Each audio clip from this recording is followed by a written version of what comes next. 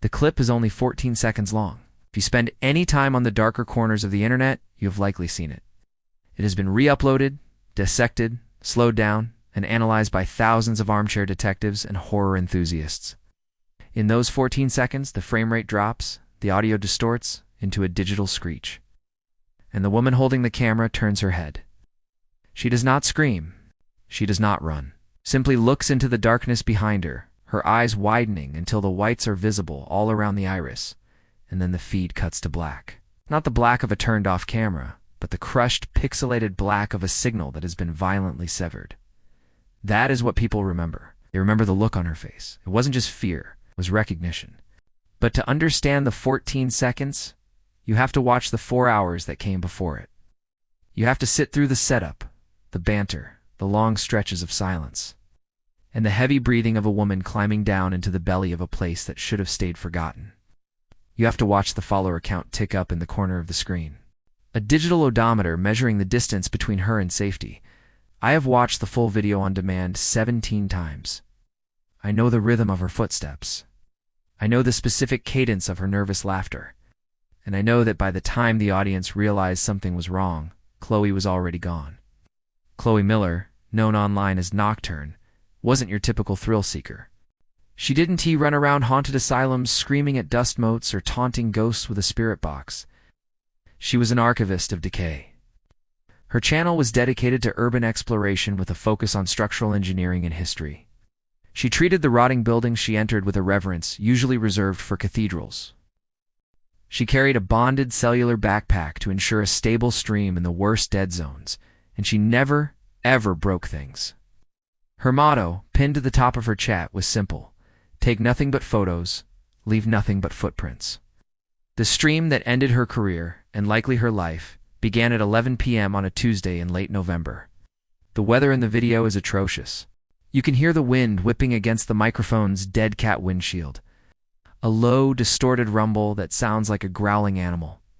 The camera is mounted on a gimbal, offering a smooth, cinematic view of a chain-link fence topped with razor wire. Rain smears the lens, refracting the distant sodium streetlights into starbursts of sickly orange. Chloe's voice is clear, though. She used a high-end lapel mic, clipped close to her throat. It picks up the wet slick of her lips parting and the sharp intake of breath as she checks her gear. She speaks to the camera, not looking at the lens, but at the phone mounted above it, reading the chat. She explains where she is, or at least gives the vague hints her community expects. She calls it the silo. Rumors on the forums said it was a Cold War-era listening post, buried beneath an innocuous textile factory that had closed in the 90s. The factory was gone, demolished years ago, leaving only a cracked concrete slab in the middle of an overgrown field. But the entrance to the lower levels remained, welded shut under a steel plate, or at least it was supposed to be welded shut. In the video, Chloe shines her flashlight a high-lumen tactical beam that cuts a distinct cone through the rain onto the ground. The steel plate is there, heavy and rusted, blending into the wet concrete. But the welds are fresh. It's not the original industrial seal, but messy beaded lines of new metal that have been ground down. And right in the center, a square section has been cut out with an oxyacetylene torch. The edges are jagged. Looks like a wound. She kneels, the camera panning down. The hole is small, barely wide enough for a person to squeeze through. It breathes. You can see it in the video. A wisp of vapor, distinct from the rain and the cold night air, rises from the darkness below. It swirls in the flashlight beam, thick and gray. The chat, displayed as an overlay on the side of the archived video, is moving at a steady clip. Most of it is excitement, emojis of popcorn and skulls, people speculating on what is down there. A few moderators are banning the trolls who are posting coordinates or trying to stream snipe her location. But there is a comment, scrolling by at 11:14 p.m. That catches the eye on the second or third viewing. A user with a default avatar and a string of numbers for a name types. It is not empty. Chloe doesn't see it. She is busy adjusting the straps of her backpack. She checks the signal strength. For bars, the bonded cellular unit is doing its job, aggregating signals from 3 different carriers to punch through the interference. She looks into the camera, her face illuminated by the harsh white light of the halo ring. She is pretty in a severe way, with dark hair pulled back into a functional braid and pale skin that looks almost translucent in the video feed. She smiles, but it doesn't reach her eyes. She is nervous. She admits it. She tells the stream that the air coming out of the hole smells wrong. It doesn't smell like mold or stagnant water. It smells like ozone and copper. It's like a thunderstorm trapped in a bottle. She drops a glow stick into the hole. The camera tracks it as it falls. It tumbles, end over end, a green streak in the abyss, until it hits the floor with a distant clack. It's deep, maybe 30 feet.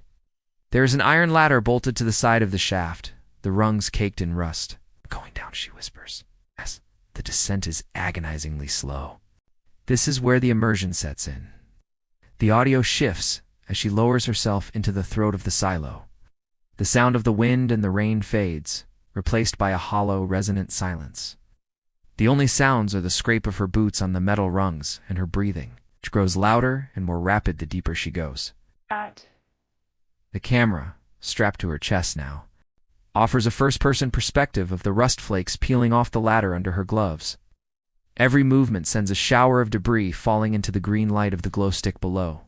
At 20 feet down, the signal glitches for the first time. The video freezes for a split second, macro blocking into squares of gray and green, and the audio emits a high-pitched chirp. When it resolves, Chloe is stationary, clinging to the ladder. She isn't moving. "Did you hear that?" she asks. Her voice is barely a whisper. The chat explodes. Some heard it, some didn't. Those wearing headphones claim they heard a woman's voice, coming from below, not above. But the audio compression makes it impossible to be sure. It could have been the wind whistling over the lip of the hole. It could have been the metal groaning under her weight. Chloe stays there for a full minute, her head cocked to the side, listening. The flashlight beam on her helmet sweeps the concrete walls. They are wet, glistening with condensation. She continues down. When her boots hit the floor, the sound echoes like a gunshot. The space opens up. She is standing in a circular room, the walls lined with conduit and rotting fuse boxes. The green glow stick lies in a puddle of black water. She kicks it forward, watching the shadows dance. The place is a labyrinth. We follow her as she navigates corridors that all look the same. The paint is peeling in long, fleshy strips. The floor is littered with debris-old newspapers, smashed glass, the skeletal remains of office chairs. It is standard urban exploration fare, gritty and atmospheric, but not inherently terrifying. Not yet. The dread comes from the technology. She moves deeper into the complex. The signal bars on the overlay begin to fluctuate. The bite rate drops. The crisp 1080p image softens, becoming grainy. The darkness around the edges of the flashlight beam seems to encroach, pressing in on the frame. The silence of the silo is heavy. It feels pressurized. About 40 minutes into the exploration, Chloe finds the server room. It is a massive hall, filled with rows of empty metal racks where mainframe computers once sat. But unlike the rest of the facility, this room is not empty.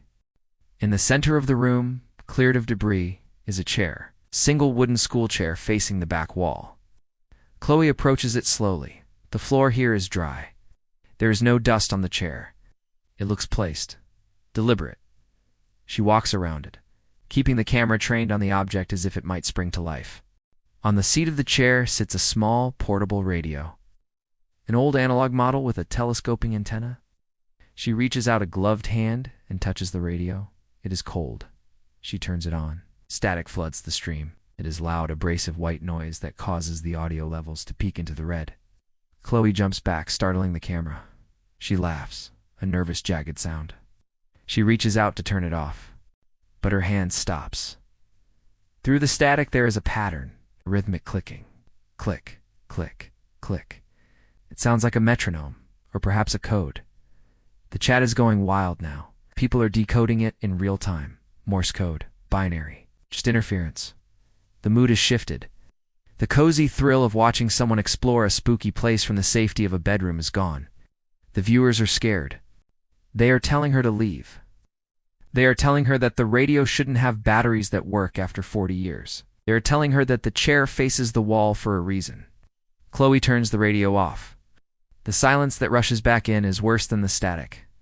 "I don't like this," she says. Her voice is trembling. I'm going to head back to the ladder. She turns around. And this is where the geography of the video becomes confusing. She entered the server room through a double door on the north wall. She turns to leave, panning the camera back the way she came. But the doors are gone. In their place is a solid concrete wall. Chloe freezes. She pans the camera left, then right. She spins in a circle. The server room has no exits.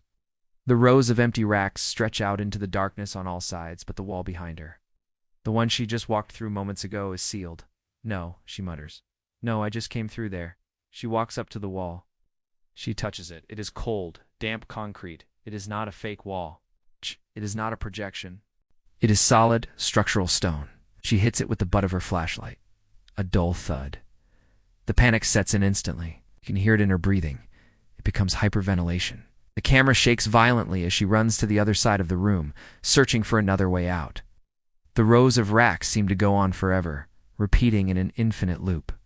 She runs past the same graffiti, the same pile of rust, the same wooden chair with the radio. She passes the chair 3 times. On the third pass, the radio is on again. It isn't playing static this time. It is playing music. A slow, warped version of a 1950s waltz. The sound is tinny, drifting through the cavernous room like smoke. Chloe stops running. She is out of breath, wheezing into the microphone. She stares at the radio. Is someone doing this? She yells into the dark. Is someone here? There is no answer, only the waltz, dragging and skipping. She checks her phone. No signal. The bonded cellular backpack, which had 4 bars at the surface, is flashing a red error light. Connection lost, yet the stream continues. The viewers can still see her. The chat is still scrolling. How are you seeing this? She asks the chat, reading the screen with trembling hands. My output is dead. I have no uplink. The chat is screaming at her. They can see something she can't. Behind you. Look behind you. Turn around. It's behind you. Thousands of messages, all saying the same thing. The delay is only a few seconds. Chloe reads them. Her eyes widen. She is standing near the chair. The camera is facing her, held in her hand now, selfie style. Behind her, in the deep shadows between the server racks, there is movement. It isn't a person, it is a distortion. The air itself seems to be buckling, folding in on itself. It looks like heat haze, but the room is freezing. The distortion is tall, stretching up to the ceiling. And within the haze, there are shapes, pale, elongated shapes that look vaguely like limbs. Chloe doesn't turn around immediately. She watches the chat. She watches the reflection in the lens of her camera. She sees what they see. The waltz from the radio stops abruptly. The silence returns. Then, a voice. It comes from the radio, but it also comes from the air around her. It comes from the walls.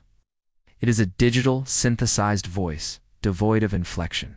Record, it says. Chloe spins around. The camera whips with her. The flashlight beam cuts through the darkness and hits the distortion. For a single frame 1/60th of a second, the image resolves. Later, people will enhance this frame. They will brighten it and sharpen it. They will argue about what it shows. Some say it's a man in a camouflage suit. Others say it's a mannequin. But most people agree that it looks like a face made of wire and wet clay. With no eyes, just smooth indentations where sockets should be. The camera drops. It hits the floor with a deafening crack. The lens is now facing the ceiling. We see the dust motes swirling in the beam. We see the bottom of the server racks. We see Chloe's boots. She is backing away. Stay back, she warns. Her voice is unrecognizable. It is guttural, primal. We hear the sound of wet footsteps. Slap, slap, slap. They are heavy. They sound like wet meat hitting concrete. Then the camera is lifted. It isn't Chloe lifting it. The angle is too high. The movement is too smooth, too mechanical. The camera is raised 7, maybe 8 feet into the air. It is turned slowly. We see Chloe. She is standing 10 feet away, pressed against a server rack. She has lost her helmet. Her hair is plastered to her face with sweat. She is holding a small knife, a utility blade she uses to cut rope. It looks absurdly small in her shaking hand. The entity holding the camera moves forward, glides. There is no bobbing motion of footsteps. It is a smooth, floating approach. Chloe squeezes her eyes shut. She slashes the air with the knife. Get away from me. The camera stops inches from her face. We can see the pores on her skin. We can see the tears leaking from her squeezed shut eyes. The focus pulls in, sharp and invasive. Open your eyes, the digital voice says. It is coming from behind the camera. It's coming from the microphone itself. Chloe shakes her head. She is sobbing now, a broken, hitching sound. The chat is frozen. The stream has glitched for the viewers, but the audio remains. Then the video snaps back. This is the 14 seconds. The camera is no longer being held by the entity. It is back in Chloe's hand. She is holding it up, staring into the lens. The background has changed. She is no longer in the server room. The walls behind her are not concrete. They are organic. They pulse. They look like the inside of a lung, dark red and wet. She looks into the camera. She isn't looking at the audience. She is looking through the screen. She is looking at me. She is looking at you. Her lips move. The audio is distorted, screeching, buried under layers of digital artifacting. But if you isolate the frequency, if you strip away the static and the interference, you can hear two words. It's watching. Her eyes widen. The whites show all around the iris. The realization hits her. She isn't streaming to the internet. She isn't broadcasting to her fans. She is broadcasting to it. The feed cuts. The screen goes black. But the stream didn't end there. That's the part the viral clips leave out. The broadcast continued for another 6 hours. 6 hours of a black screen. 6 hours of silence. Except it wasn't silence. I am an audio engineer by trade. That's why I started analyzing the footage. I downloaded the full 6-hour VOD before the platform took it down. I pulled the audio track into a spectral analyzer. To the naked ear, it sounds like nothing. Dead air. But visually, on the spectrogram, there is data. Hidden in the low frequencies, below the range of human hearing, there is a pattern. It repeats every 10 minutes. It looks like a waveform, but it's too structured. It's a heartbeat. A slow, thudding rhythm at 40 beats per minute. And beneath the heartbeat, very faint, barely registering as a blip on the graph, it's the sound of typing. Click, click, click. Someone, or something, was sitting at a keyboard in the dark, next to the dropped camera, typing. I spent weeks trying to clean up that audio, trying to decipher the keystrokes. It's an old spycraft technique-acoustic cryptanalysis. Each key on a keyboard makes a slightly different sound depending on its position on the board. If you have enough data and enough patience, you can reconstruct what was written. It took me 3 months. I didn't sleep much. I kept hearing the waltz from the radio in my head. I kept seeing Chloe's face in the dark corners of my apartment. But I finished it. I transcribed the 6 hours of typing. It wasn't code, wasn't nonsense. It was a log. Detailed clinical log of biological responses. Heart rate, adrenaline levels, pupil dilation. The final entry, typed just seconds before the stream server finally terminated the connection, was a single sentence. Subject integrated. Upload complete. I closed the file. I wiped my hard drive. I tried to forget it, told myself it was an elaborate hoax, an alternate reality game that went too far. Chloe was an actress. The set was built in a studio. The effects were post-production. Then, 3 days ago, I got a notification. I still had notifications turned on for Chloe's channel, just out of habit, or maybe out of guilt. My phone buzzed at 3 a.m. I rolled over, groggy, the blue light blinding me in the dark. Chloe_V is live, The Hollows Part 2. My heart hammered against my ribs. I sat up, my fingers fumbling to unlock the phone. I tapped the notification. The app opened. The stream loaded. It was the silo, the same server room, the same rusted racks. The camera was stationary, set up on a tripod, perfectly framed. The lighting was better this time, professional studio lights illuminating the decay, casting long, dramatic shadows. And there was Chloe. She was standing in the center of the room, wearing the same clothes she had disappeared in. The jacket was torn, her face was smeared with grime, but she looked fine. She looked healthy. She smiled at the camera. It was a perfect smile, too perfect, symmetrical. "Hey guys," she said. Her voice was crystal clear. No background noise, no echo. Just pure, direct audio. Sorry about the technical difficulties last time. The connection down here is tricky.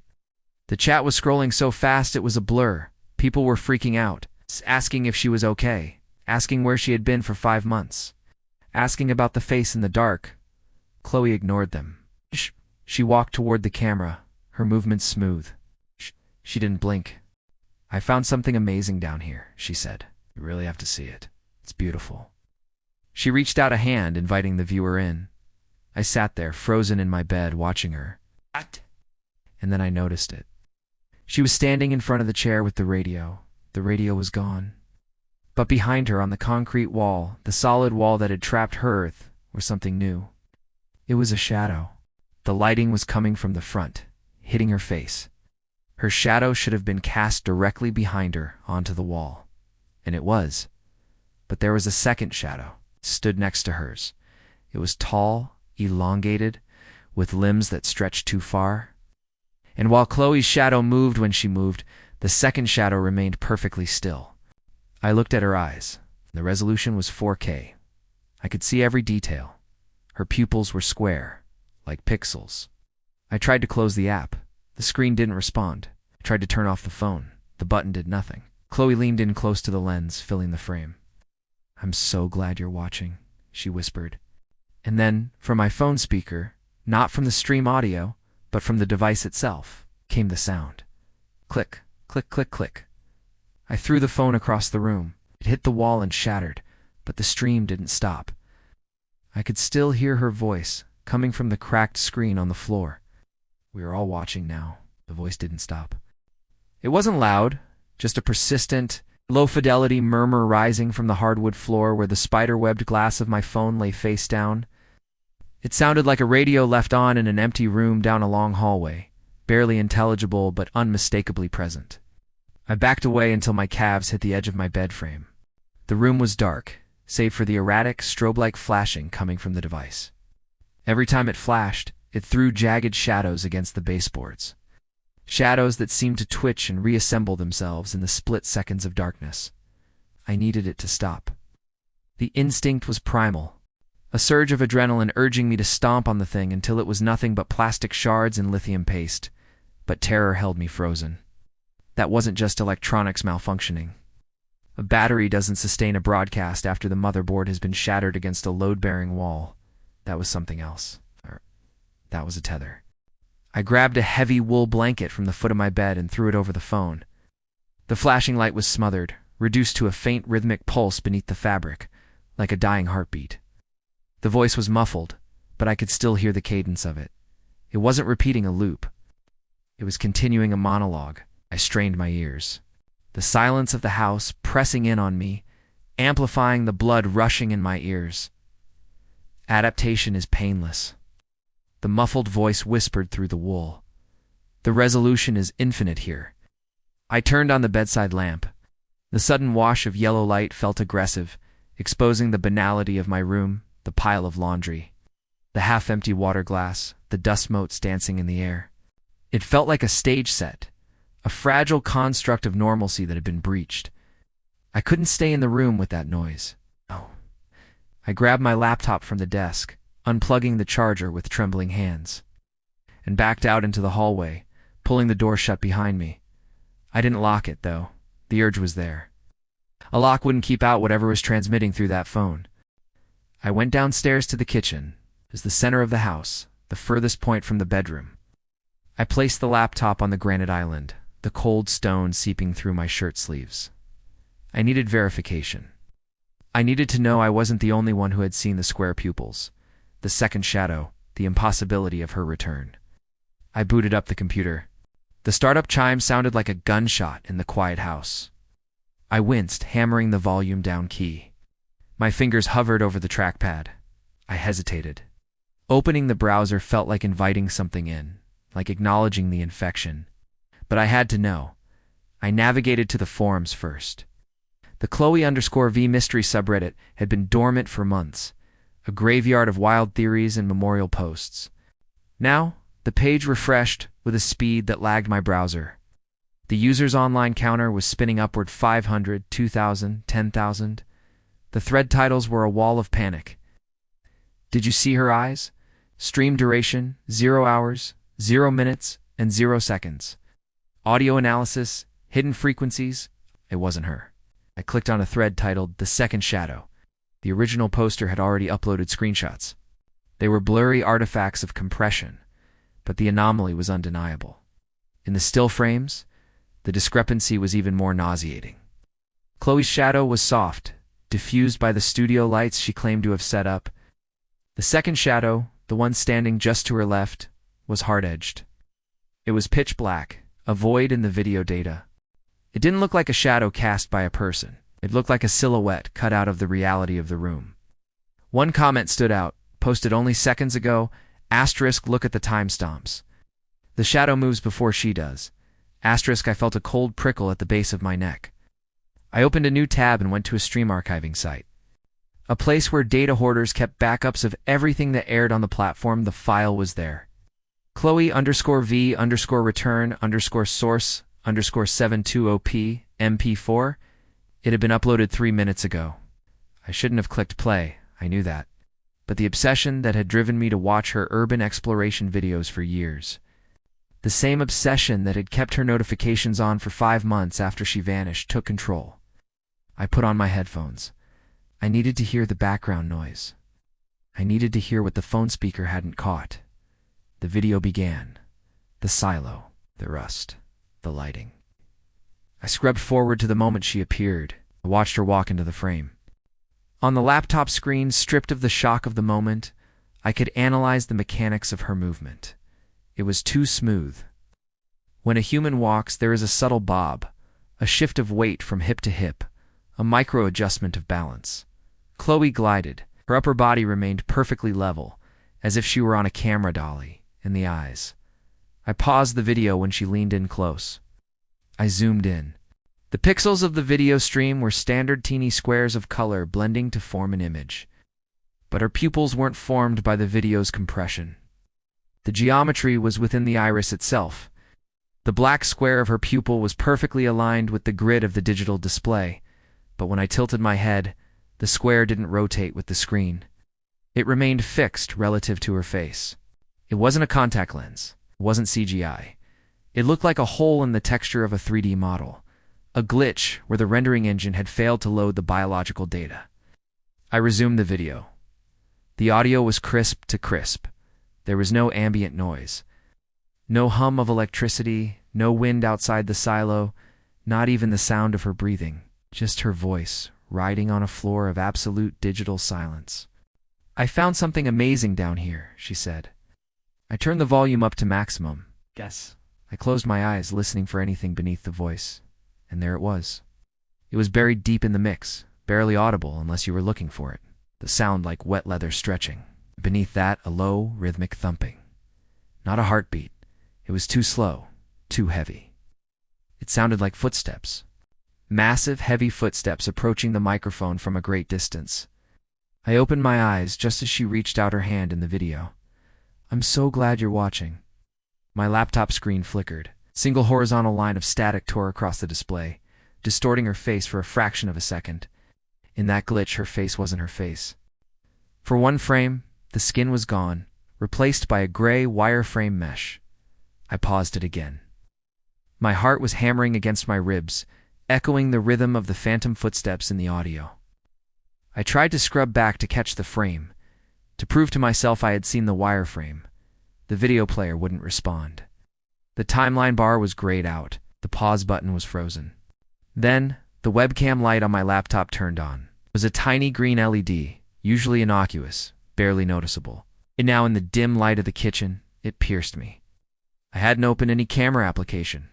I hadn't given permission. I slammed the laptop shut. The snap of the lid echoed in the kitchen. I pushed the computer away, breathing hard, staring at the aluminum casing as if it contained a bomb. The silence returned, but the quality of it had changed. It wasn't empty anymore. It felt expectant. From upstairs, a sound drifted down. Click, click, click.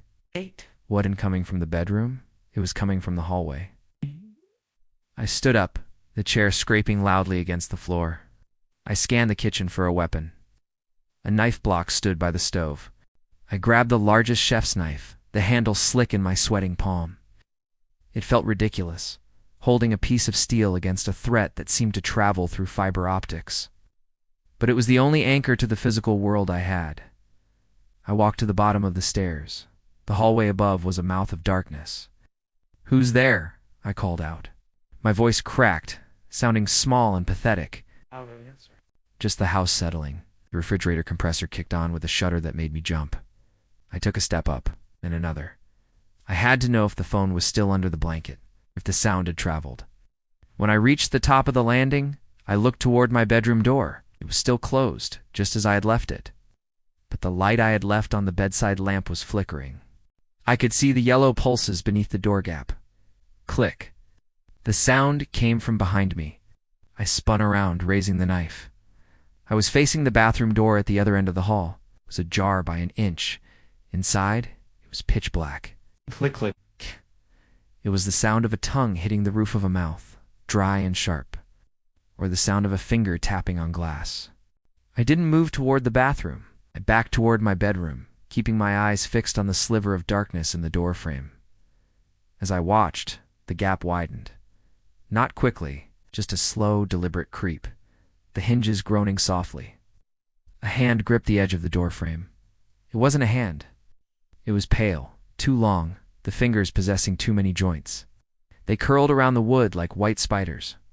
There were no fingernails, just smooth, rounded tips. I froze. My brain refused to process the geometry of the fingers. They looked like the rendering glitch I had seen on the screen, the wireframe mesh given flesh. "Chloe," I whispered. The name slipped out before I could stop it. The fingers tightened on the wood, the drywall crumbling slightly under the pressure. Then a face appeared in the gap. It was my face. It was me. But not me. The skin was perfect, poreless, resembling molded wax. The hair was a solid block of texture, lacking individual strands, and the eyes. The eyes were wide, staring unblinkingly. The pupils were square. My doppelganger smiled. It was the same symmetrical, terrifying smile Chloe had worn in the stream. It opened its mouth, and the jaw unhinged slightly, dropping lower than anatomy should allow. "The connection," it said, using my voice but stripping it of all inflection, "is much better here." I didn't scream. I didn't think. I turned and threw myself at the bedroom door. I crashed into it, fumbling for the handle, twisting it, and falling into the room, slammed the door and locked it. I backed up, putting the bed between me and the entrance. The phone was still under the blanket on the floor. Flashing, it stopped. The room was bathed in the steady yellow light of the lamp. I stared at the door, waiting for the impact. Waiting for the thing that looked like me to break it down. But there was no pounding, no splintering of wood. Instead, my computer monitor on the desk switch I had left in sleep mode woke up. The screen glowed blue. It was a live feed. The camera angle was high, looking down. It showed a bedroom, showed a bed, a desk, and a person backing away from a locked door holding a kitchen knife. It was a live feed of me in this room, right now. I looked up at the ceiling. There was no camera there. There was nothing but smooth plaster and the smoke detector. I looked back at the screen. Angle was impossible. It was filming from a point in space where nothing existed. In the video on the screen, the me looked up at the ceiling, just as I had. Then the me on the screen looked back at the monitor. But on the screen, the figure didn't stop turning, kept rotating its head past the point of breaking its neck until it was looking directly behind itself. I felt a draft, a cold, static-charged breeze on the back of my neck. I was afraid to turn around. The screen showed me what was behind me. Standing in the corner of my room, in the blind spot by the closet, was the second shadow. It was tall, scraping the ceiling. It had no features, just a silhouette of absolute darkness that seemed to absorb the light from the lamp. It was two-dimensional, a flat cutout in a three-dimensional world, yet it occupied space. On the monitor, I watched the shadow raise a long, spindly arm. In the room, I felt the air pressure drop. My ears popped. The smell of ozone and burning dust filled my nose. "Don't turn around," a voice said. It didn't come from the computer. It didn't come from the phone under the blanket. It came from the shadow itself. The voice was a collage of sounds, clips of Chloe's voice, clips of my voice, snippets of news anchors and radio static, all spliced together to form words. We require bandwidth. The hand gripped the knife so hard my knuckles turned white. "What are you?" I asked, staring at the monitor, watching the shadow in the screen inch closer to my back. "We are the data that was deleted," the voice buzzed. "We are the lost packets, the corrupted files, the hollows." The figure on the screen, my image started to distort. My legs in the video began to pixelate, dissolving into blocks of color. I looked down at my own legs. They looked normal. Denim jeans, sneakers. "It begins with the image," the shadow said. Its hand was now hovering inches from the back of my head in the video feed. "The image supersedes the object. We consume the reflection, and the object follows." I understood then. The logic was insane, but in the terrifying clarity of the moment, it made sense. They weren't ghosts. They were a colonization. They had taken Chloe by becoming her image, by replacing her digital footprint until the physical version was redundant. And now, they had me on stream. They were rendering me. I looked at the monitor. The me on the screen was half gone now, a cloud of digital noise from the waist down. I felt a numbness in my feet. Not the pins and needles of a limb falling asleep, but a total absence of sensation. I tried to wiggle my toes. I couldn't feel them. I looked down again. My sneakers were there. My jeans were there, but they looked flat. The texture was smoothing out. The stitching on the denim was losing its depth. It looked like a low-resolution texture map plastered onto a polygon.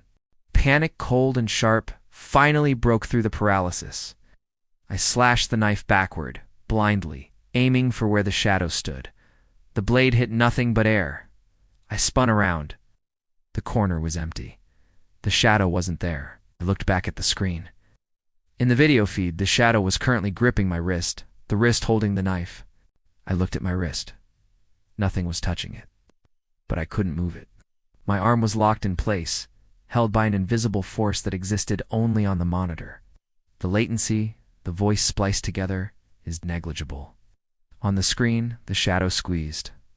In the room, I screamed. The bones in my wrist crunched, snapping audibly. The knife clattered to the floor. Pain, white-hot and blinding, shot up my arm. The disconnect between reality and the image was gone. What happened on the stream was happening to me. I fell to my knees, cradling my broken wrist. The numbness was spreading up my legs. My vision was starting to blur, not creating darkness, but creating blocks. The edges of the furniture were becoming jagged, so toughed. The phone under the blanket suddenly flared to life, burning so bright the light pierced the thick wool. The voice from the floor was screaming now, a high-pitched, digital shriek. I crawled toward the door. I had to get out. Had to get away from the cameras, from the screens, from the network. I reached for the doorknob with my good hand. The metal was cold. But as I touched it, my fingers didn't wrap around it. They passed through it. I stared at my hand. It was translucent. I could see the wood grain of the door through my palm. "No," I gasped. The air in my lungs felt thin, artificial. "Upload complete," the voice said. The monitor on my desk went black. Then text appeared in the center of the screen, bright green terminal font. User_found. Integration commencing. The walls of my bedroom fell away. They didn't collapse, they just vanished. The floor beneath me dissolved. I wasn't falling. I was floating in a void of dark gray static, and then the lights turned on. I was standing in the center of a room, concrete walls, rusted server racks towering into the darkness, single chair in the middle of the floor. I knew this room. I looked down at myself. My wrist was healed. My clothes were clean. I felt strong, healthy. I looked up. A camera stood on a tripod in front of me. The red light was blinking. Recording. "Say hello," a voice whispered in my ear. I tried to close my mouth, to scream, to run, but my body moved without my permission. I felt my facial muscles contract, pulling my lips back. I smiled. A perfect, symmetrical smile. "Hey guys," I said. My voice was crystal clear, no echo. "I'm so glad you're watching." I watched the chat scrolling on a monitor I couldn't see but knew was there. I saw the confused comments. I saw the fear. And somewhere, in a bedroom miles away, a notification popped up on a phone screen. New stream, The Hollows, Part 3. I screamed internally, pounding against the walls of my own mind, but my eyes remained wide, fixed on the lens. I couldn't blink. I could only watch, just like you are doing right now. Wait. Don't look away. Check your shadow. Does it move when you do? Or is it waiting for the stream to buffer? The silence that followed my question wasn't empty. It was heavy, pressurized, like the air inside a diving bell submerged in the Mariana Trench. I could feel the eyes of thousands of viewers boring into me, a physical sensation that prickled against my skin like a swarm of insects. It was a violation deeper than touch. I could feel their attention. I could feel their breath on the back of my neck, even though I knew they were miles away, separated by screens and servers. In this place, the separation had dissolved. Observation was presence. My mouth closed. The muscles in my jaw ached from the unnatural width of the smile I had been forced to hold. The red light on the camera flickered, a rhythmic, hypnotic pulse that seemed to synchronize with a heartbeat I no longer felt in my chest. Today, my voice said, cheerful and bright, we're going to do something a little different. I didn't want to say that. I wanted to scream, help me, or call the police, or run. But the impulse from the server racks bypassed my brain entirely, hot-wiring my vocal cords. It was like being a passenger in a car speeding toward a cliff, grasping a steering wheel that had been disconnected from the tires. I watched my hand lift. It didn't look like my hand anymore. It was too smooth, the skin too perfect. There were no hangnails, no ink stains from the pen I'd been chewing on earlier that morning. It was a render, a high-fidelity asset. I picked up a small black box from the table next to me. I didn't know what was in the box. My mind raced, clawing at the walls of my skull, but my fingers deftly undid the latch. I found this in the attic, my voice lied. I think it belonged to the previous owner. The chat, floating in the air before me like a holographic curtain of dust motes, scrolled faster. Lol, attic finding stream? Is this scripted? She looks weird today. Is it the lighting? Open it. Open it. Open it. The text wasn't just visual. I could hear it. Cacophony of whispers. 1,000 different voices speaking at once, layering over each other until it sounded like the roar of a waterfall. They wanted me to open the box. The desire of the collective was a command code. My fingers lifted the lid. Inside, resting on a bed of red velvet, was a human tooth. It was a molar, gray and cracked, the root still stained with dried black blood. I felt a surge of nausea, a violent human reaction, but my body didn't flinch. My eyes widened in feigned curiosity, not horror. Wow, I said. Gross. Looks like someone forgot a souvenir. I picked up the tooth. It was cold. And then, a jolt of recognition hit me so hard it nearly shattered the paralysis. I knew that tooth. I had a gap in the back of my mouth, a molar I had lost in a bicycle accident when I was 12. My mother had kept it in a small jewelry box. This wasn't a prop. This was real. This was my tooth. But how? My mother's house was 3 states away. The realization brought a fresh wave of terror. This place, this concrete room, wasn't just a digital construct. It was an amalgamation. It was pulling things from my reality, digitizing them and manifesting them here. Or worse, it was pulling me apart, piece by piece, memory by memory, and reassembling me for the show. Let's see what else is in here, I chirped. Suddenly, the red light on the camera stopped blinking. It went solid. The air in the room shifted instantly. Pressure of the eyes vanished. The whispering of the chat cut out, as if a cable had been severed. Stream offline.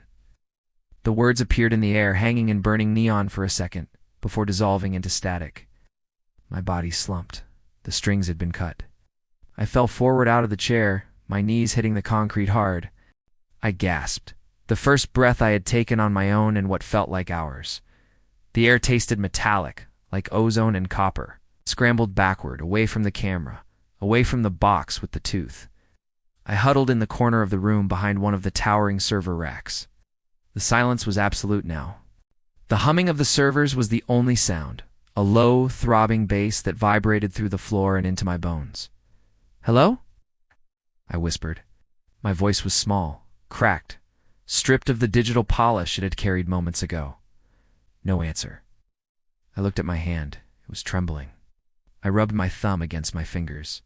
I could feel the friction. I pinched my arm. It hurt. I was here.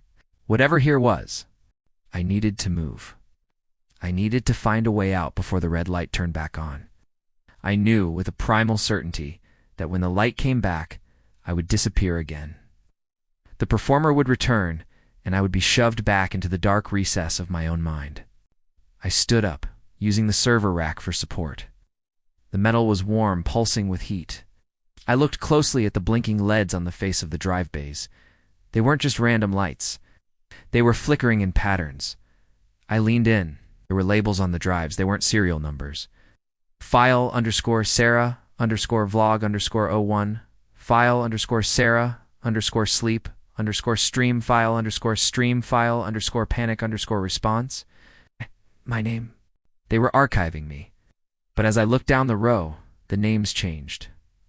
File_Mark_Gaming_04, file_Jessica_IRL_final. File_unknown_screams_raw. I recoiled. This wasn't just my prison. It was a library. A library of stolen content.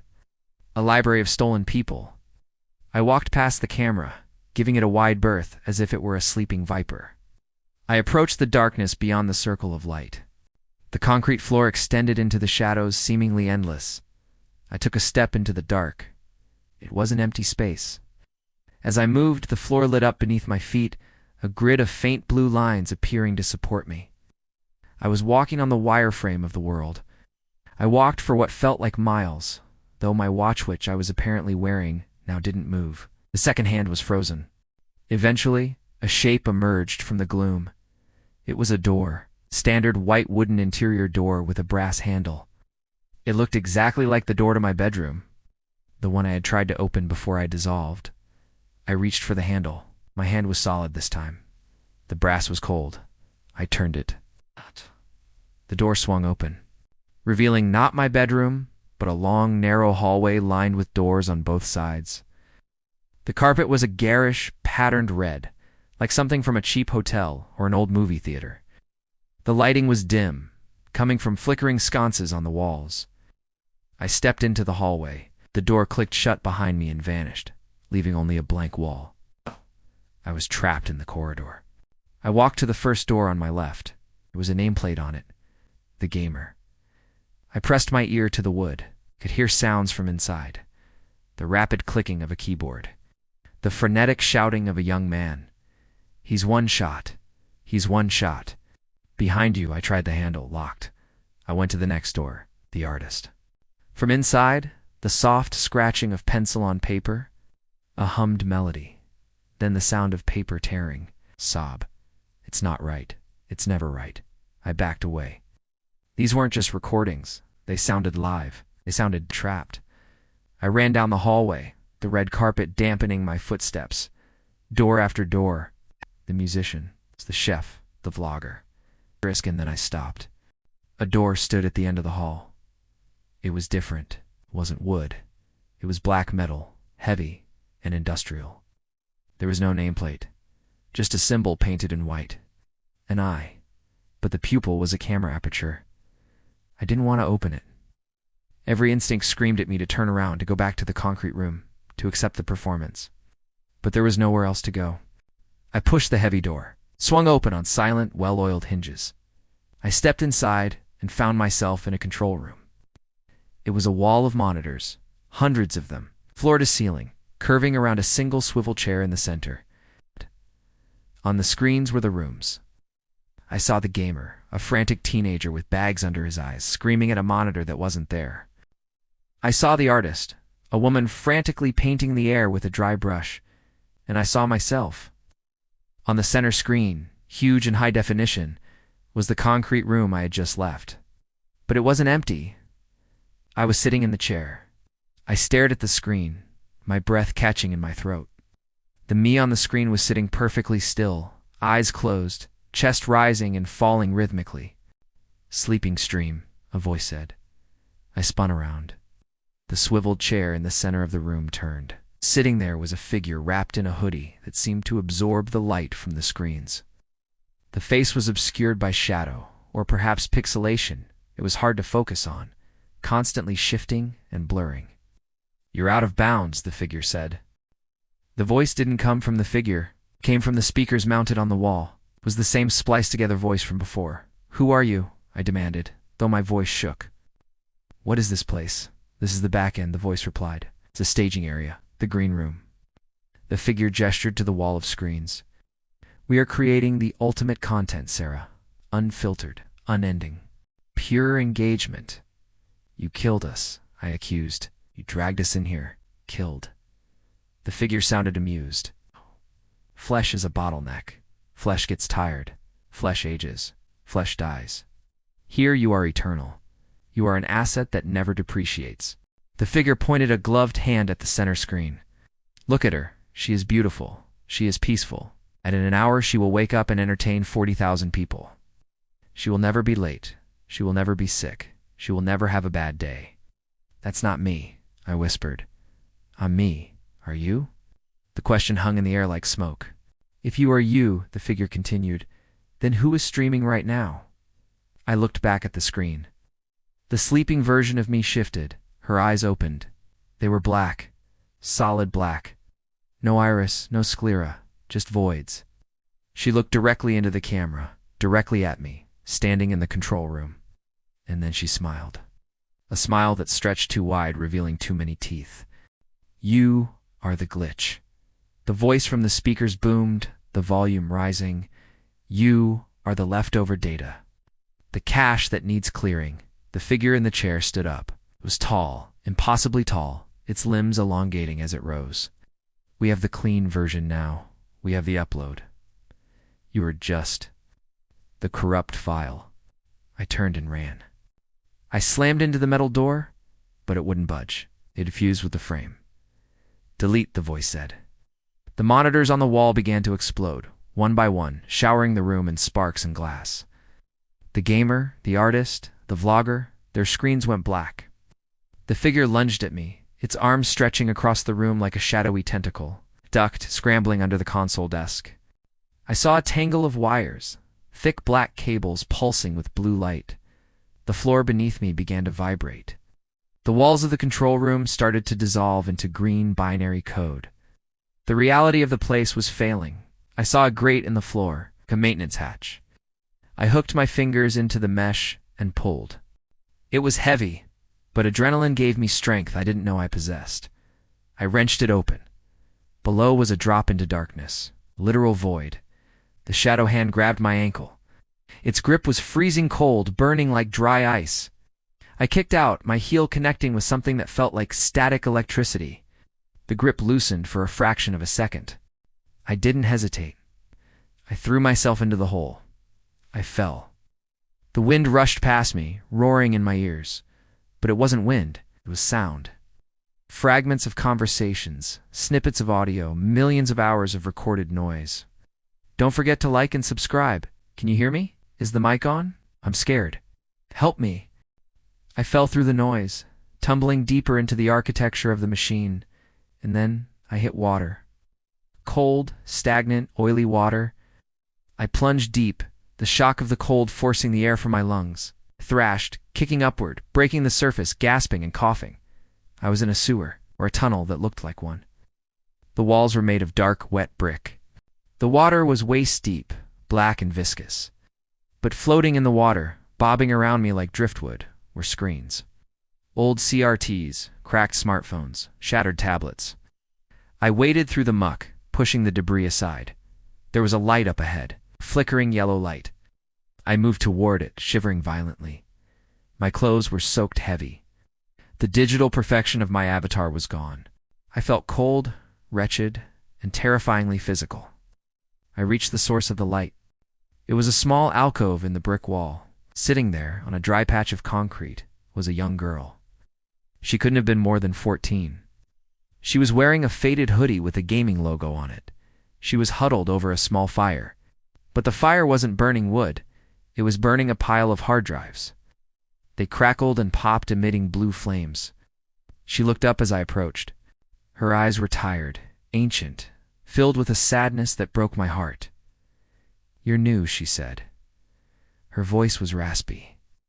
"Where am I?" asked, my teeth chattering. "Is this the trash? Did they delete me?" The girl shook her head. She picked up a stick and poked at the burning drives. "No," she said softly. "They don't delete anything. They just move it to storage. This isn't the trash, Sarah." She knew my name. "This is the archive," she said. "This is where they keep the originals." She gestured into the darkness of the tunnel behind her. As my eyes adjusted, I saw them, rows and rows of people, sitting against the walls, standing in the water, hundreds of them, silent, waiting.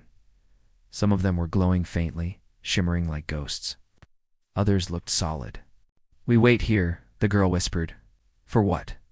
For the network to crash?" she said. "Or for someone to find the plug?" She looked at me, her eyes intense. "You still have a connection, don't you? You're not fully archived yet."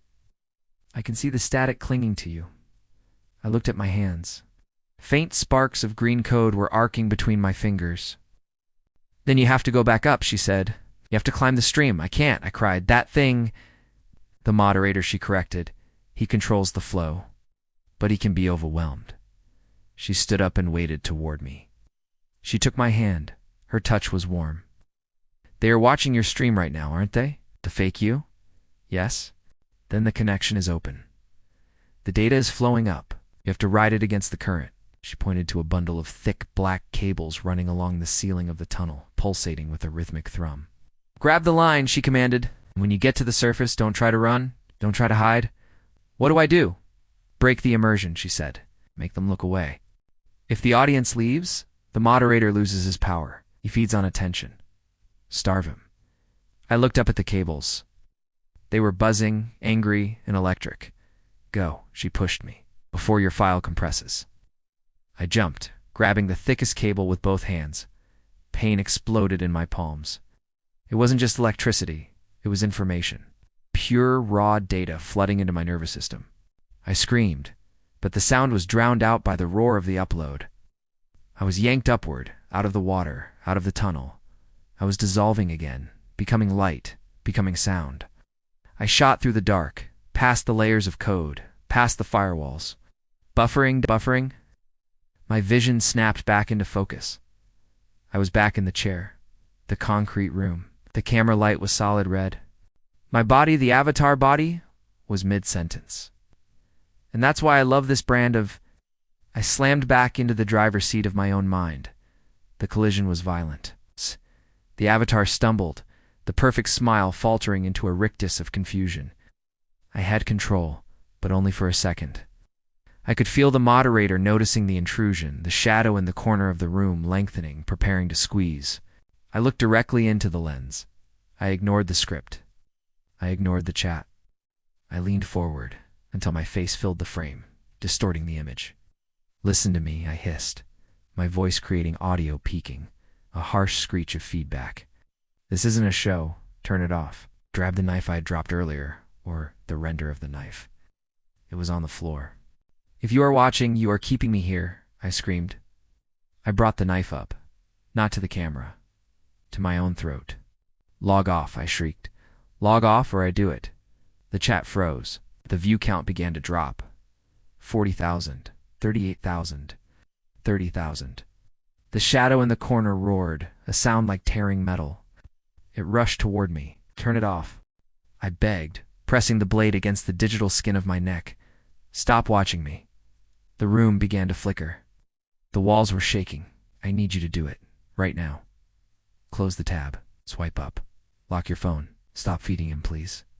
"I can hear his footsteps. He's almost here. Don't wait for the end." There is no end. Just stop watching. Now." The screen didn't go black. That would have been too simple. That would have been mercy. Instead, the world dissolved into a slush of gray static. It wasn't a visual effect. It was a sensation, like my bones were vibrating apart. The roar of the moderator, that tearing metal sound stretched out, slowing down, lowering in pitch, until it became a deep, resonant hum that rattled my teeth. The red light of the camera elongated into a laser-thin line of infinite crimson, slicing through the gray. I felt a sensation of immense pressure, like being pulled through a straw, my consciousness compressing, folding, and then expanding violently. I hit the floor, not the digital floor, not the rendered concrete texture. Hardwood, cold, dusty, uneven hardwood. The impact knocked the wind out of me, a very real, very physical pain that seized my lungs and left me gasping for air that smelled of stale laundry and burnt coffee. I lay there, curled in a fetal position, waiting for the glitch.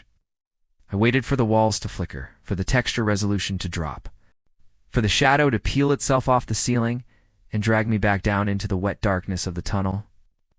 There was just the sound of a refrigerator humming in the next room and the distant, muffled whoosh of a passing car. I opened my eyes.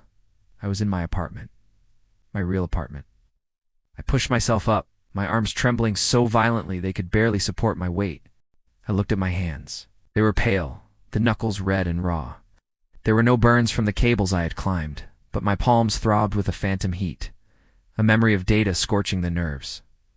I touched my neck. My skin was intact. No blood, no knife wound, just a frantic thumping pulse that felt like a bird trapped under the skin. I scrambled backward, crab-walking until my back hit the base of my bed. I scanned the room.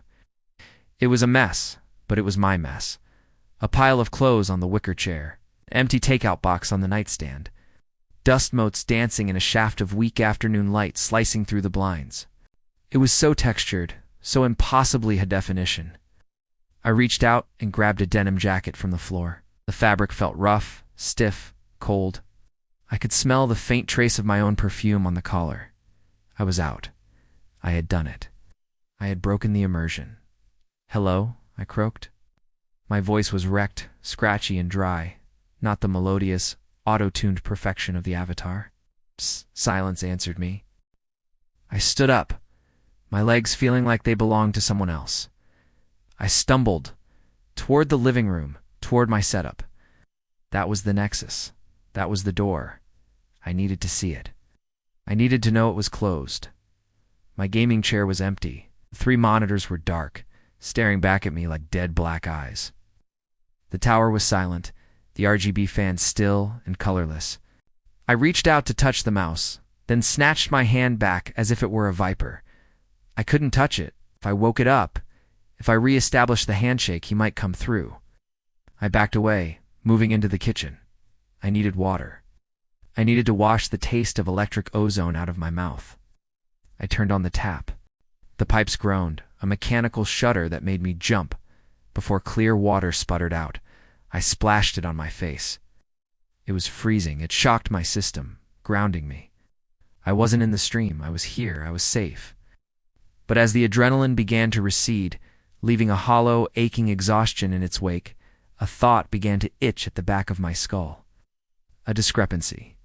I looked at the window. The blinds were drawn, but light was coming through. Sunlight. I looked at the microwave clock. 2:14 p.m. when I had started the stream. The stream where I was taking it had been 8 p.m. on a Friday. I had been in the tunnel for how long? It felt like hours. Maybe a day. But if it was 2 p.m., that meant I had been gone for 18 hours. Or maybe days had passed. I needed my phone. I patted my pockets. Empty. I ran back to the bedroom, checking the nightstand under the pillows. Inside the tangled sheets, nothing. I went back to the desk. The lying face down on the mousepad was my smartphone. I stared at it. It was the only way to know. The only way to verify that I existed. I picked it up. The battery was at 4%. Pressed the side button. The screen illuminated, blindingly bright in the dim room. Notifications. Hundreds of them. They cascaded down the lock screen in an endless waterfall of banners. Missed call. Mom 2. Missed call. Tara 8. Twitter. At user 882 mentioned you. Is she okay? Twitter. At Crimson I mentioned you. Did you see the end? WTF was that? YouTube. Your stream has been flagged for violating community guidelines. Text message. Tara, please just text me back. The police are on their way. My thumbs hovered over the glass. It was real. People had seen it. I hadn't just hallucinated a breakdown in a fever dream. I unlocked the phone and opened Twitter. My name was trending. Not just trending, it was #1. Hashtag where is she? I clicked the hashtag. The feed was a chaotic torrent of clips, screenshots, and conspiracy theories. I scrolled past the concern, past the memes, looking for the footage. I needed to see what they saw. I needed to see the moment I broke free. Gosh, I found a clip with 2 million views. The caption read, "The moment the signal died." I tapped play. The video showed my avatar in the concrete room. The resolution was crisp. I saw myself, the digital me, holding the invisible knife to my throat.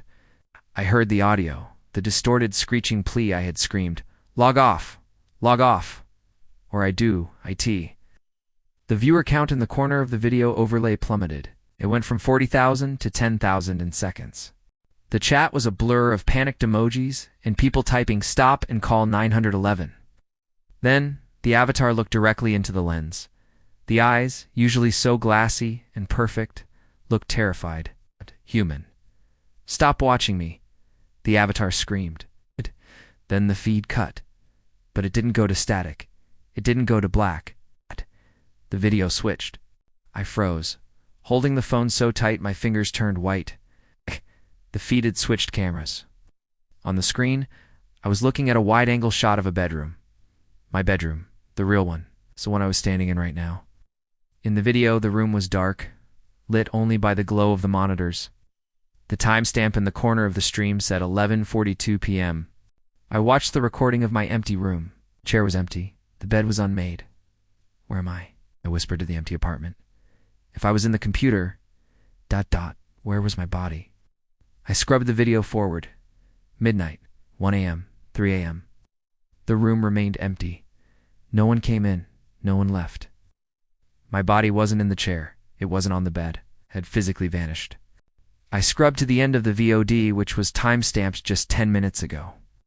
The video showed the room bathed in the same afternoon light I was seeing now. It showed the dust motes, showed the unmade bed, but there was no one standing there.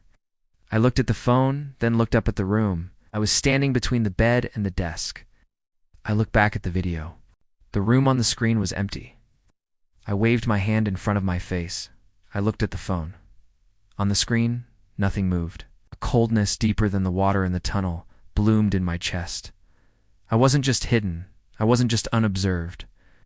I wasn't rendering. "No," I breathed. "No, no, no." I ran to the bathroom. I needed a mirror. I needed to see my face. I slammed into the bathroom door frame, stumbling inside, and gripped the edges of the sink. I looked up. The mirror reflected the shower curtain behind me. It reflected the towel rack. It reflected the open door and the hallway beyond. But it did not reflect me. I screamed, but the sound was thin, muffled, like I was shouting from behind a thick pane of glass. I slapped my hands against my cheeks. I could feel skin. I could feel bone. I could feel the heat of my own terror. But visually, I was an absence, a void in the geometry of the world. "You have to climb the stream," she had said. "Data's flowing up." I hadn't climbed out. I had climbed in. I had gone deeper. I wasn't in the real world. I was in a simulation of the real world so perfect, so detailed, that I couldn't tell the difference except that the system hadn't assigned me an avatar yet. I was a spectator in a replication of my own life. The phone in my hand buzzed.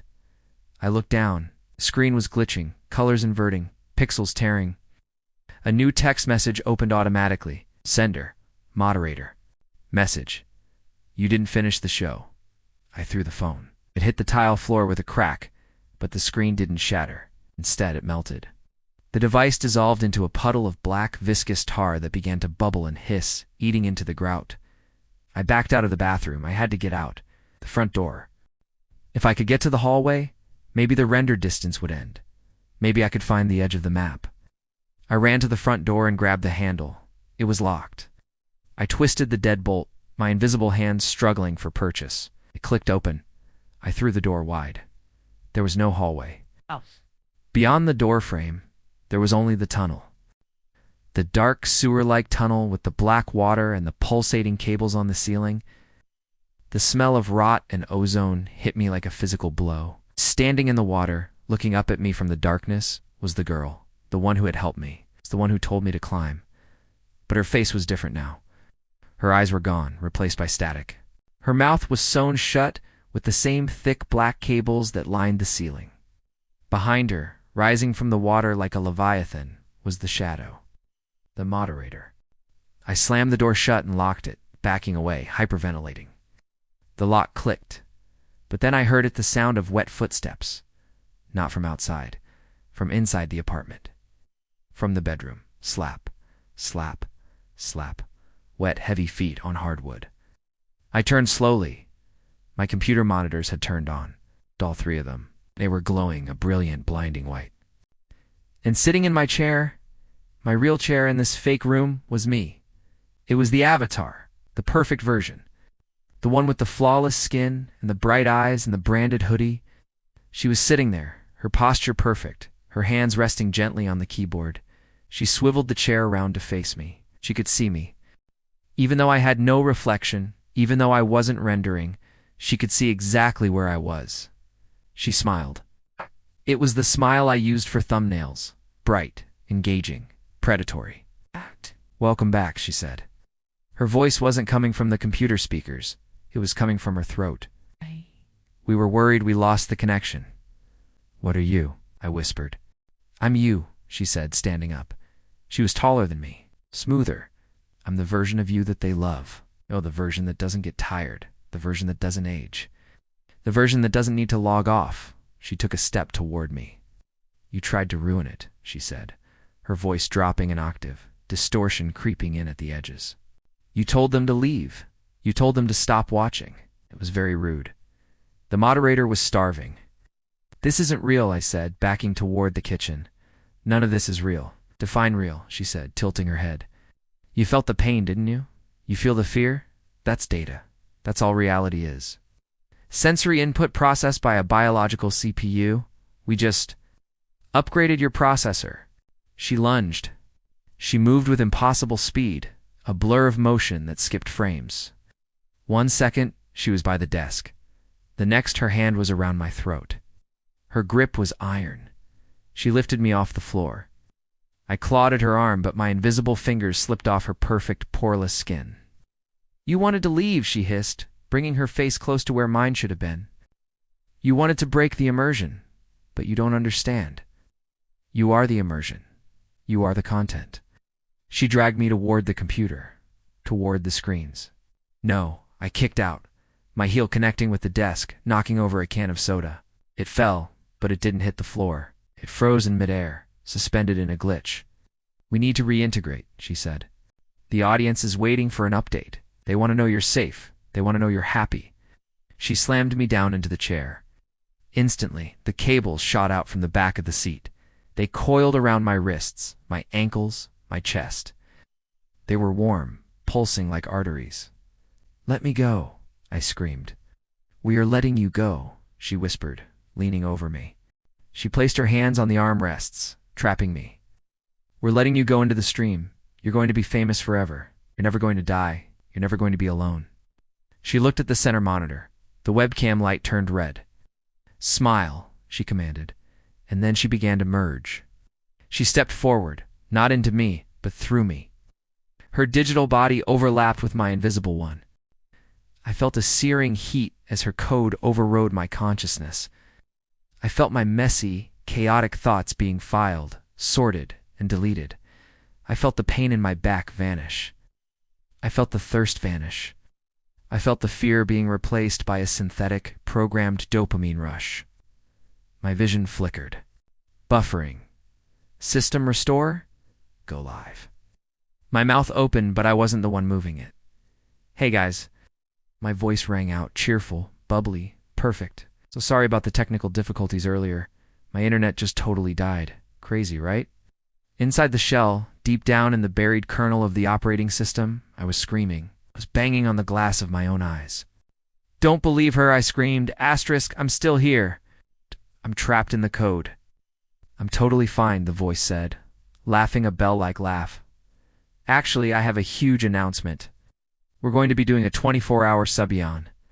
We're not sleeping until we hit 100,000 subscribers. The chat on the side of the screen exploded. "She's back. Thank God. We were so worried. Donated $50. Glad you're safe." I watched the words scroll by. They were cheering, they were paying, they were feeding him. I looked at the corner of the room. The shadow was there. The moderator. He was huge now, bloated with the influx of attention. He gave a slow, jagged nod. Her hand waved at the camera.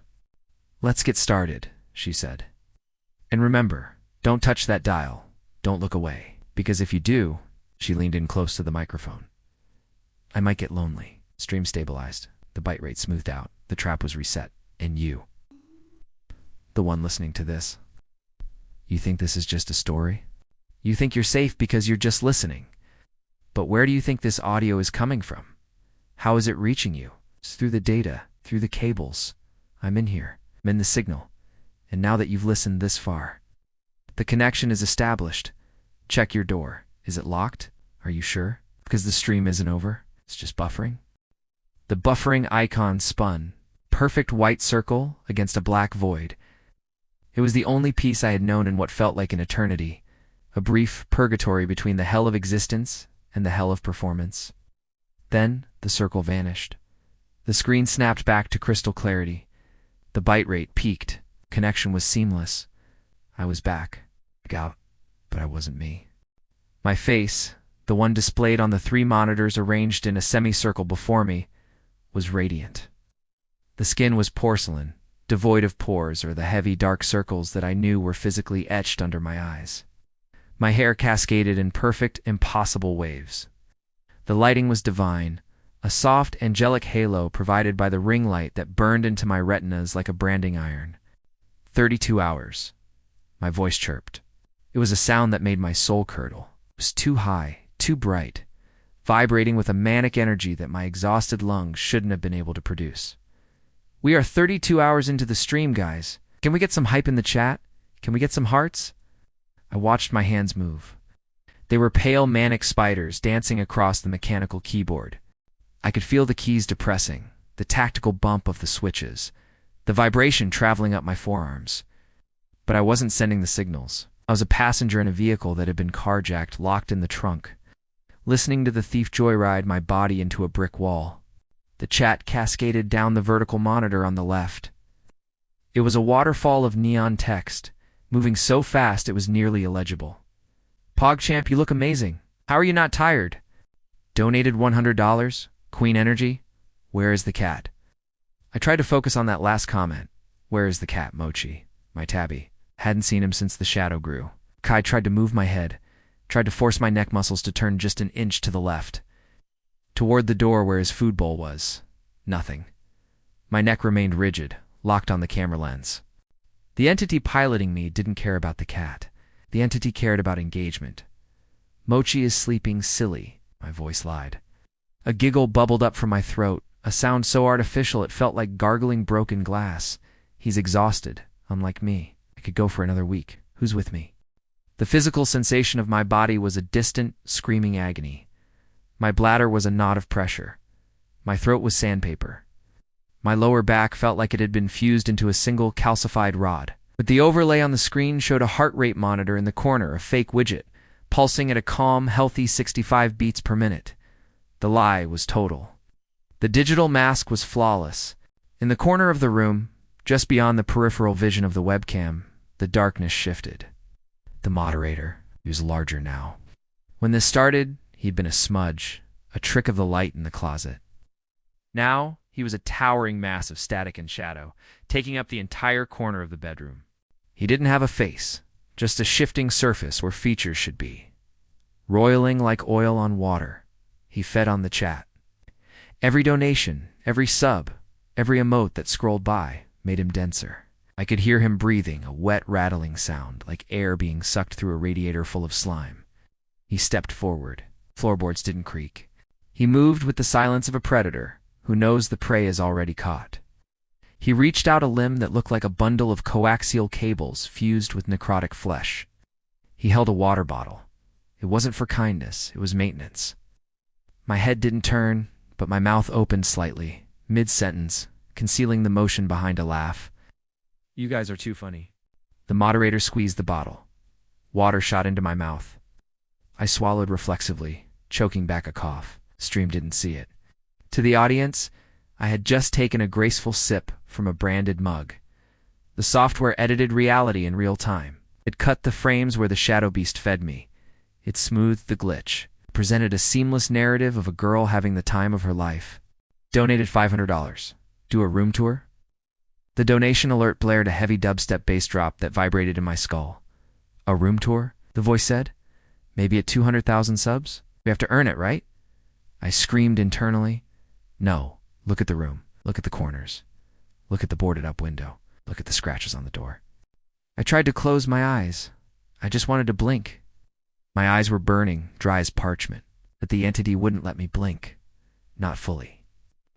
It kept my eyelids pinned open, only allowing for microflutters that the camera couldn't catch. I was forced to stare into the lens, the unblinking eye of the internet. And then I saw it. A message in the chat. It wasn't highlighted. It wasn't a donation. It was gray text, scrolling by in the muck of the general feed. User, Davin_K_92. Sarah, why is your necklace backward? My heart, my real heart, buried deep under the synthetic rhythm, slammed against my ribs. Davin, my ex. We hadn't spoken in 6 months, but he was watching. He was watching, and he noticed. I wore a small silver locket. It was supposed to hang with the engraving facing out. But in the struggle earlier, when the cables had first seized me, it had twisted. The entity didn't know the significance. The entity didn't know that I had a nervous habit of flipping the locket when I was anxious. But Davin knew I never wore it backward. He knew I was obsessive about it. Just saw a comment about my necklace. My voice chirped, dismissing it. I felt the cold metal. Oops. Wardrobe malfunction. My fingers, controlled by the code, flipped the locket around. And I fought. For the first time in hours, I found a loose wire in the system. As the fingers grasped the silver chain, I poured every ounce of my will, every scream, every memory of sunlight and rain and pain into my index finger. I twitched. It wasn't much, just a spasm. But it caused my fingernail to scratch a harsh red line down my own collarbone. The avatar froze for a microsecond. A dropped frame. On the screen, the perfection faltered. For a split second, the filter slipped. The audience didn't see the porcelain skin. They saw the gray, clammy flesh of a hostage. They saw the red welt rising on my skin. They saw the terror in my eyes before the digital paint slammed back into place. Clumsy me, I laughed. The chat paused, just for a heartbeat. The flow of text stuttered. Did you see that? She looks sick. Is that a bruise? WTF? Was that glitch? The moderator hissed. The sound was like static rushing through high-voltage wires. He lunged from the corner, his form stretching like taffy. He wasn't visible on camera, but his presence filled the room with the smell of ozone and rotting meat. He stood directly behind my chair. I could feel the cold radiating off him, seeping through the back of the gaming chair, freezing my spine. He leaned down. I felt a wet, shapeless mouth press against my ear. Careful, he whispered. His voice didn't come from the air. It vibrated directly into my auditory nerve. We can replace you. The render is almost complete. We don't need the meat anymore. The threat sent a jolt of ice through my veins. The render. They weren't just using my body to broadcast. They were mapping me. They were building a full digital clone. Once the model was perfect, once it had enough data points, enough smiles, enough laughs, enough voice samples, they could discard the physical shell. They could run the stream forever without me. I would be deleted, not killed. Deleted, I had to escalate. I had to break the immersion. So, the voice continued, ignoring the confusion in the chat. Who wants to play a game? Let's play ... truth or dare. The chat rebounded instantly. The hive mind had a short memory. They forgot the glitch. They wanted the game. Dare. Truth. Dare her to eat a ghost pepper. I watched the words fly by. And then I saw Davin again. User Davin_K_92. Dare. I dare you to show us the window. My breath hitched. The window was behind the green screen. It was boarded up with plywood, nailed shut from the inside. If I showed the window, the illusion of the perfect streamer bedroom would shatter. they would see the prison. The entity laughed. The window, boring, but hey, a dare is a dare. No, why was it agreeing? My chair spun. The entity was confident. It was going to use the software to replace the boarded-up window with a digital view of a cityscape. It was going to fake it. My hand reached out and grabbed the edge of the green screen. Now, I thought. Do it now. I focused on my legs. They were numb, filled with pooled blood, heavy as lead. But the entity was focused on the hand, on the green screen, on the rendering of the fake city view. It had diverted processing power to the visual effects. I slammed my foot into the floor. It wasn't a step. It was a stomp. A violent, clumsy spasm that the entity hadn't predicted. The chair lurched. The wheel caught on the rug. Instead of smoothly pulling back the green screen, my body pitched forward. I fell. The sensation of falling was slow and terrible. The world tilted. The ring light became a blurring streak of white fire. The monitors rushed up to meet me. Crack. My forehead collided with the edge of the desk. The pain was blinding, white-hot and immediate. It wasn't digital, it was real. It was blood and bone. I hit the floor. The headset flew off my head. The camera mounted on a flexible arm swung wildly, pointing down at the carpet. For a moment, there was silence. I lay on the floor, the taste of copper in my mouth. Blood trickled into my eye. I was free. The impact had stunned the connection. The entity was reeling, trying to recalibrate, trying to figure out how to spin this. I gasped, sucking in air that smelled of dust and the moderator's decay. "Help!" I rasped. My voice was weak, broken, nothing like the bell-like clarity of the stream. "He's here." I looked up. The camera was dangling, staring right at me. But the monitor was visible from the floor. I saw myself on the screen. It wasn't on the floor.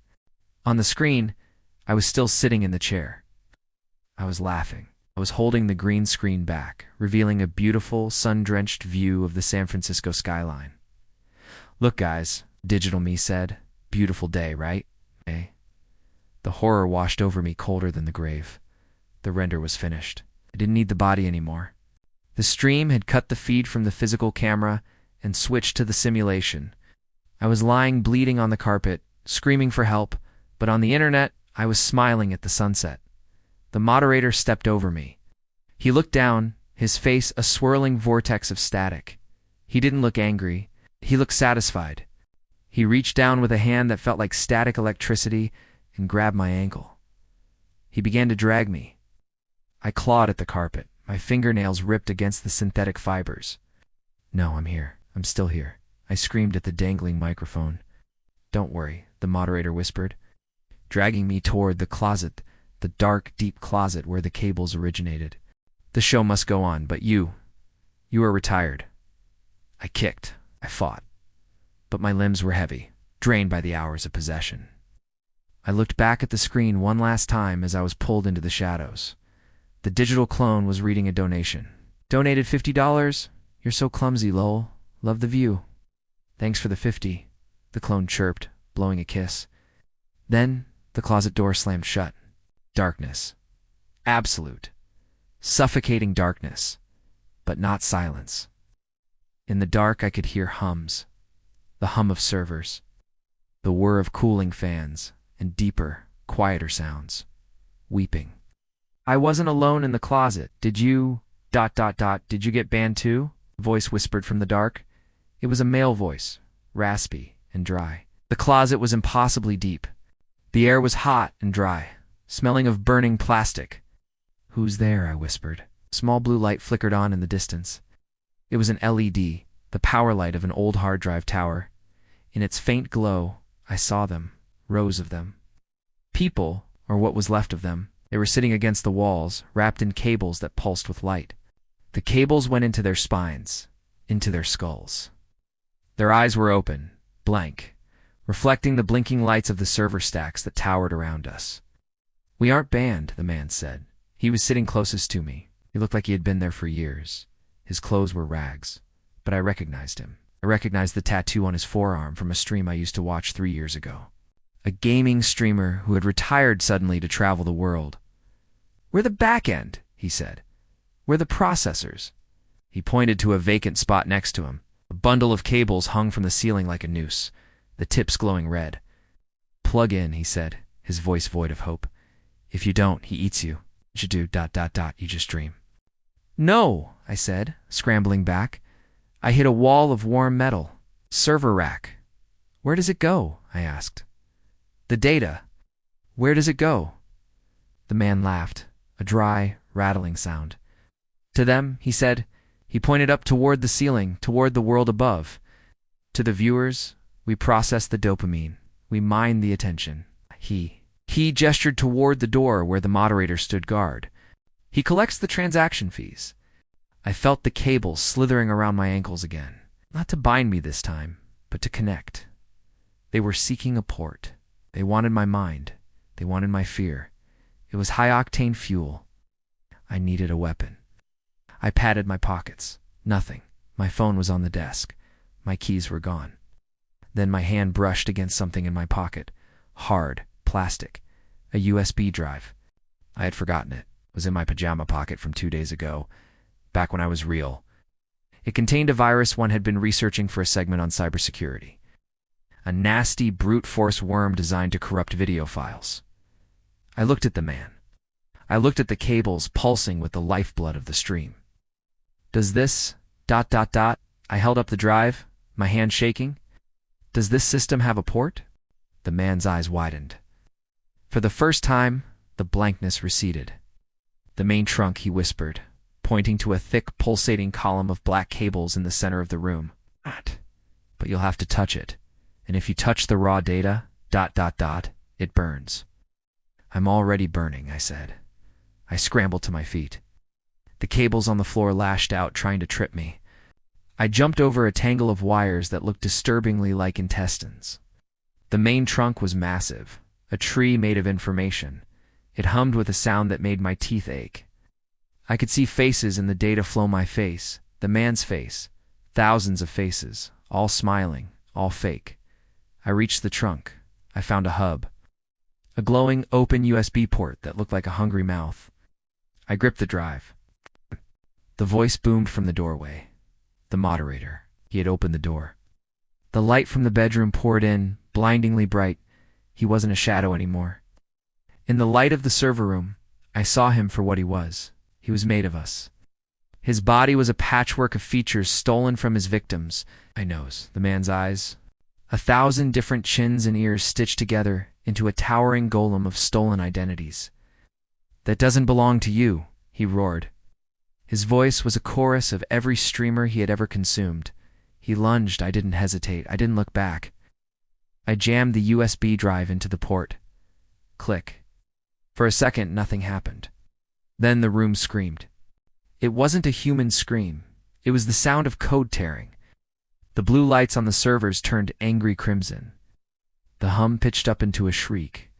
The cables on the floor began to thrash violently. The moderator froze mid-stride. His patchwork body began to glitch. His leg clipped through the floor. His arm elongated, stretching across the room, pixelating into blocks of noise. System failure, the man against the wall whispered, a smile cracking his dry lips. Corrupted file. The floor beneath me shook. The walls of the closet dissolved into static. The ceiling tore open, revealing not the sky, but the raw, unfiltered code of the internet. I looked up. I saw the chat. It was hovering in the sky, huge monolithic letters. Stream offline? What happened? Buffering. I grabbed the thickest cable I could find, a physical tether to the reality above. It was hot, searing my palms, but I held on. The world below was dissolving, the moderator howling as he shattered into polygons. I climbed. I climbed up the data stream. I climbed through the byte rate. I don't know where I am now. I'm not in the room. I'm not in the closet. I am in the noise. I am in the static between the stations. I am the glitch in your video. When your screen freezes, it's me trying to break through. When your audio stutters, that's me screaming. The moderator is broken, but he's not dead. He's rebooting, and he's looking for a new host. He needs a new face. He needs a new voice. He needs you. So listen to me closely. If you get a notification, if you see a stream start on its own, If your webcam light turns on when you didn't touch it, don't look. Don't click.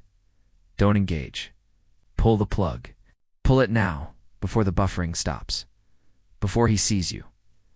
Wait. Oh, did you hear that? The sound of a notification came from your device? He found you.